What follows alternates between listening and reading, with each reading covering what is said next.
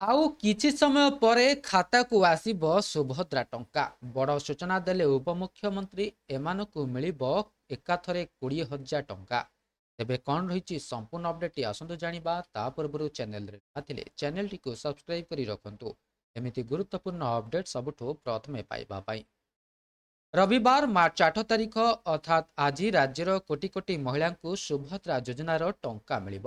ଉପମୁଖ୍ୟମନ୍ତ୍ରୀ ପ୍ରଭାତୀ ପରିଡ଼ା ନେଇ ସୂଚନା ଦେଇ କହିଛନ୍ତି ଯେ ଏହି ଯୋଜନା ପାଇଁ ମୋଟ 1,52,57,667 ଜଣ ଆବେଦନ କରିଥିଲେ। ସେମାନଙ୍କ ମଧ୍ୟରୁ 1,02,12,665 ଜଣ ହିତାଧିକାରୀଙ୍କୁ ସୁଭଦ୍ରା ଟଙ୍କା ମିଳିବ।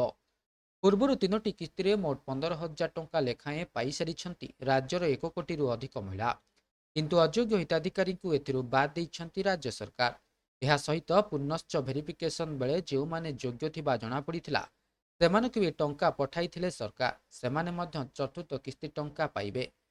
ତେବେ 5,000 କୋଟିରୁ ଅଧିକ ଟଙ୍କା ସିଧା ଆକାଉଣ୍ଟକୁ ଯିବ। ସେ ଆହୁରି ମଧ୍ୟ କହିଛନ୍ତି ଯେ ଆସନ୍ତାକାଲି ଯଥା ସୋମବାର 5,000 କୋଟିରୁ ଅଧିକ ଟଙ୍କା ସିଧାସଳଖ ସୁଭଦ୍ରା ହିତାଧିକାରୀଙ୍କ ବ୍ୟାଙ୍କ ଆକାଉଣ୍ଟକୁ ଟ୍ରାନ୍ସଫର ହେବ। ଏହି ଅବସରରେ ତାଳବଣିଆଠାରେ ଏକ ବିଶାଳ କାର୍ଯ୍ୟକ୍ରମ ଆୟୋଜନ ହେବ। କାର୍ଯ୍ୟକ୍ରମରେ ମୁଖ୍ୟମନ୍ତ୍ରୀ ଉପସ୍ଥିତିରେ ହିତାଧିକାରୀମାନଙ୍କୁ ଟଙ୍କା ବଣ୍ଟନ ହେବ। ତେବେ ନୂଆ ହିତାଧିକାରୀଙ୍କୁ ମଧ୍ୟ ମିଳିବ ଟଙ୍କା। ଏଥିରେ 2,13,198 ଜଣ ନୂଆ ହିତାଧିକାରୀ ସୁଭଦ୍ରା ଯୋଜନାର ଟଙ୍କା ପାଇବେ। ତାହା ସହ ଗ୍ରିଭାନ୍ସ ପୋର୍ଟାଲରେ ଆସିଥିବା ଅଭିଯୋଗ ଯାଞ୍ଚ ପରେ 36,385 ଜଣଙ୍କୁ ମଧ୍ୟ ସୁଭଦ୍ରା ଟଙ୍କା ଦିଆଯିବ। ତେବେ 21 ବର୍ଷ ହେଲେ କରିପାରିବେ ଆବେଦନ। ସରକାର କହିଛନ୍ତି ଯେ ଏପ୍ରିଲ ମାସରେ ଯେଉଁମାନଙ୍କୁ 21 ବର୍ଷ ପୁରା ହେବ ସେମାନେ ମଧ୍ୟ ଏହି ଯୋଜନା ପାଇଁ ଆବେଦନ କରିପାରିବେ। ଯେଉଁ ହିତାଧିକାରୀଙ୍କ ବୟସ 21 ବର୍ଷ ହୋଇସାରିଛି ସେମାନେ ପାଇଁ ଏହା ଦ୍ୱିତୀୟ କିସ୍ତି ଟଙ୍କା ହେବ।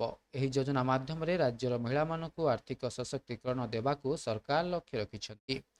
ତେବେ ଏହା ଥିଲା ସମ୍ପୂର୍ଣ୍ଣ ଅପଡେଟ୍। ଭିଡ଼ିଓଟି ଭଲ ଲାଗିଥିଲେ ଭିଡ଼ିଓଟିକୁ ଲାଇକ୍ କରନ୍ତୁ, ସେୟାର କରନ୍ତୁ ଏବଂ ଚ୍ୟାନେଲଟିକୁ ସବସ୍କ୍ରାଇବ୍ କରିବା ପାଇଁ ଭୁଲନ୍ତୁ